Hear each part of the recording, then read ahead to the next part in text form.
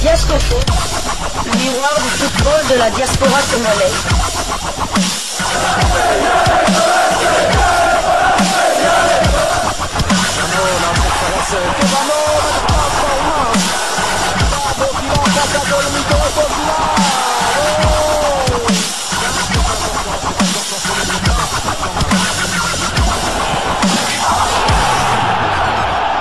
Diascofoot, le miroir du football de la diaspora congolaise. Vous êtes sur Diascofoot, le miroir du football de la diaspora congolaise. Diascofoot vous dit bonjour, tout le plaisir est pour nous de vous retrouver, mais surtout de savoir que vous êtes nombreux en train de suivre votre chaîne YouTube dédiée uniquement aux footballeurs de la diaspora congolaise. C'est l'heure de partager avec vous quelques news que nous avons pu récolter pour vous, des news concernant certains de nos internationaux ou des binationaux qui se sont illustrés dans leurs clubs respectifs.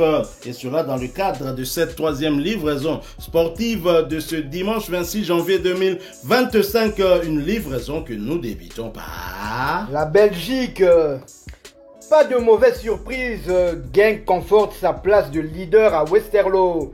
Le Racing Club de Racing Genk a fait preuve d'efficacité pour s'imposer à Westerlo 1-2.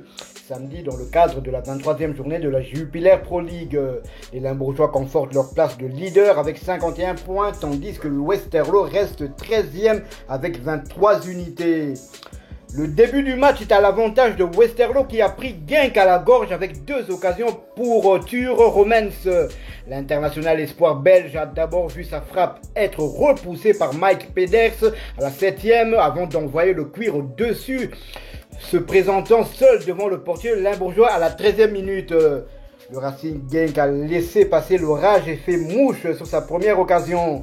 Après un débordement de Joris Kayembe, le ballon est arrivé jusqu'à Zakaria El Waladi qui n'a laissé aucune chance à Andreas Yugbal d'une frappe croisée à la 18e minute, 0-1. Les Limbourgeois ont ensuite doublé la mise sur leur deuxième tir de la rencontre et une frappe de l'inévitable Tolu Arokodare légèrement déviée par Emin Bayan qui a surpris Yugdal à la 30e minute, 0-2. Malgré ces deux coups sur la tête, les Campinois sont partis à l'assaut du but visiteur, mais Penders est intervenu devant Alfie Devine à la 34e et Romens à la 43e minute. En début de seconde période, Arokodare a eu l'opportunité de tuer définitivement le match, mais n'a pas cadré alors qu'il se trouvait seul devant Yugdal.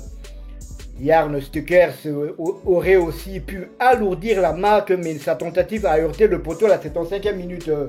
Westerlo a tenté un barreau d'honneur dans le dernier quart d'heure et a finalement réduit la marque via Issa Sakamoto qui a parfaitement repris un centre de Jordan Boss à la 87e minute.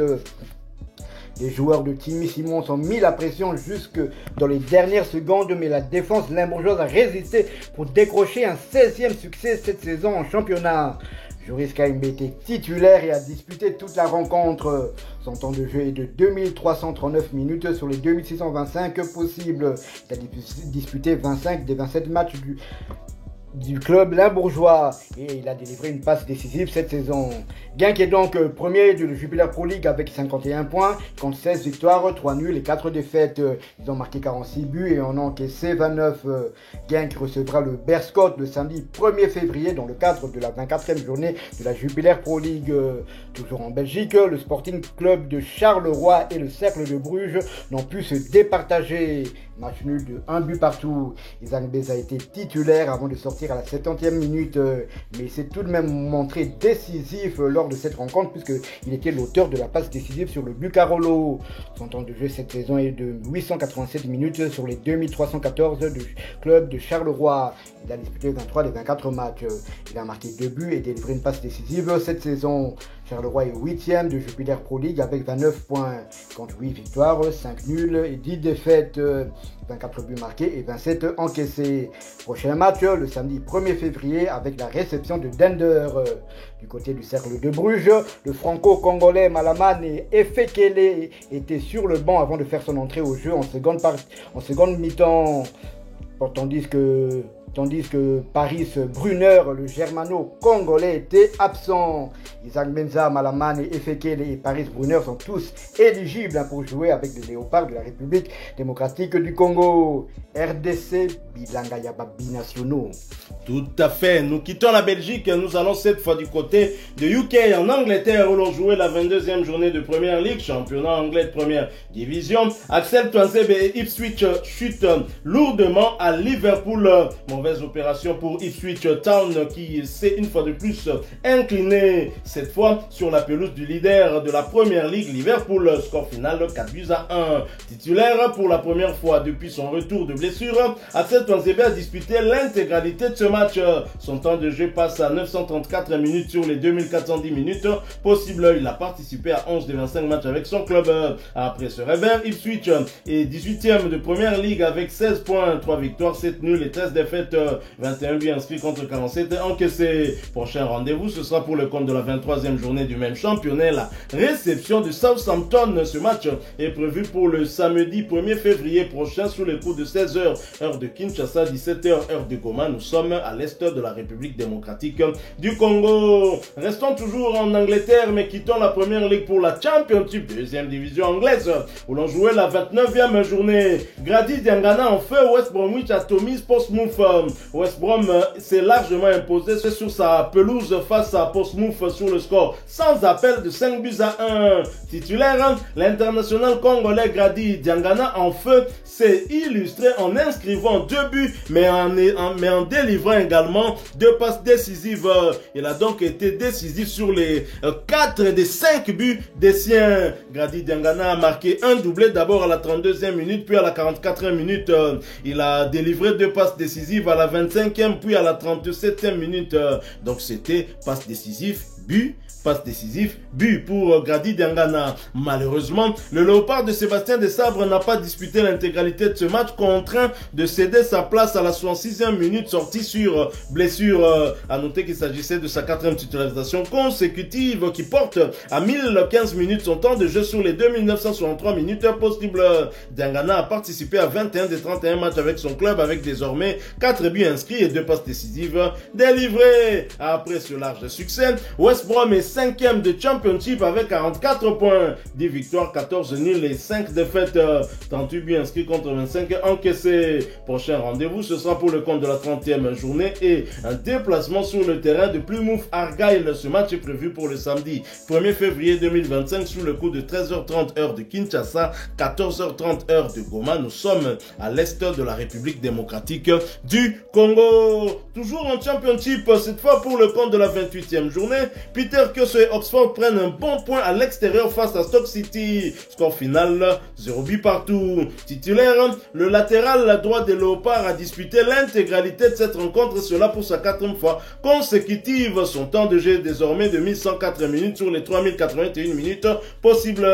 Kyoso a participé à 25 des 32 matchs avec à la clé une passe décisive délivrée. Après ce partage, Oxford est 14e de Championship avec 36 points, 9 victoires, 9 nuls et 11 défaites, 33 buts inscrits contre 43 encaissés. Prochain match, ce sera pour le compte de la 29e journée, la réception de Bristol City le samedi 1er février 2025 prochain, sous le coup de 13h30 de Kinshasa, 14h30 heure de Goma. Nous sommes à l'est de la République démocratique du Congo. Toujours en Championship pour le compte de la 29e journée, Edoka Embe et Watford ont été battus par Coventry sur le score de 2-1. Titulaire, l'international congolais Edoka Embe a disputé l'intégralité de ce match. Son temps de jeu est désormais de 2192 minutes sur les 3206 minutes possibles. Edo a participé à 30 des 32 matchs avec son club, avec à la clé 7 buts inscrits. Quant à Jérémy Ngakia, il était également titulaire mais a été remplacé à la 46e minute de jeu. A noter qu'il s'agissait de sa 4e titularisation consécutive, ce qui porte à 813 minutes son temps de jeu sur les 3206 minutes possibles.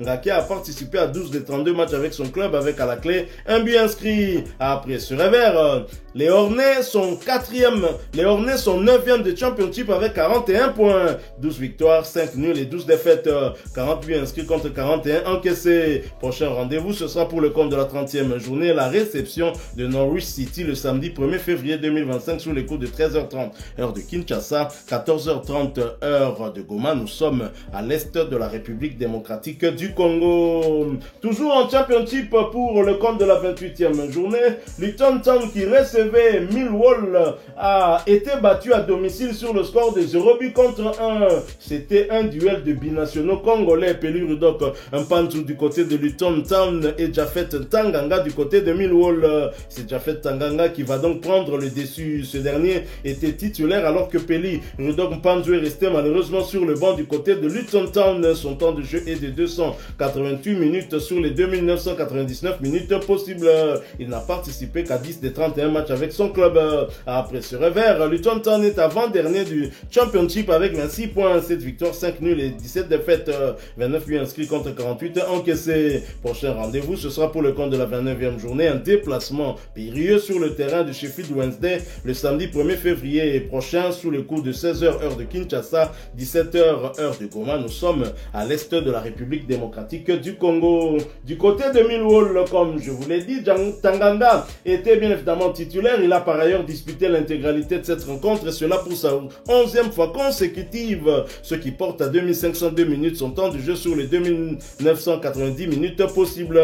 Tanganga a participé à 26 des 31 matchs avec son club avec à la clé de buts inscrits. Et pour rappel, Jafet Tanganga reste éligible pour jouer avec les Léopards de la République démocratique du Congo. Après ce succès, Millwall est 15e de Championship avec 34 points. 8 victoires, 10 nuls et 10 défaites, 27 buts inscrits contre 26 encaissés. Prochain match, ce sera pour le compte de la 29e journée, un déplacement sur le terrain de Portsmouth le mardi 28 janvier 2025 sous le coup de 20h45 de Kinshasa, 21h45 heure de Goma. Nous sommes à l'est de la République démocratique du Congo. Voilà qui met fin à cette troisième livraison sportive de ce dimanche 26 janvier 2025. Vous l'avez aimé, laissez-nous un maximum de j'aime. Merci de partager avec nous en commentaire votre point de vue. Abonnez-vous sur cette chaîne d'ESCOFOOT parce que nous sommes le miroir du football de la diaspora congolaise. N'oubliez pas d'activer la petite cloche de notification histoire de ne plus rien manquer des prochains sujets que nous allons vous proposer. Encore une fois, merci à vous avec espoir de vous retrouver bientôt dans un autre sujet d'actualité. Mais en attendant, portez-vous bien et DiascoFoot vous dit au revoir. Ah ouais, c'est